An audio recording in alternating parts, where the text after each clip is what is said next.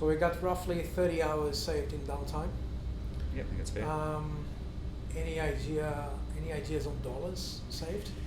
I guess it can be a little bit horses for courses. So if it saves you an order or a customer, and in our game we're extremely sensitive to getting out orders as per customer demand. We're in a very competitive market, so in that sense, it can be immeasurable if it costs you a customer or even just individual orders.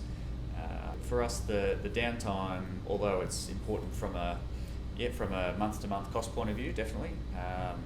Really, the longer-term gain for us is it's much more important for us to be seen as a reliable supplier who sticks to their word and delivers when they say they'll deliver.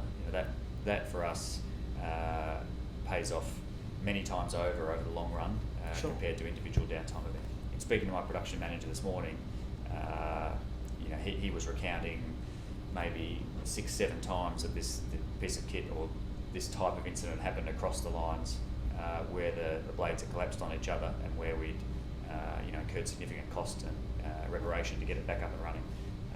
So this was a great example of we hope that never happens again.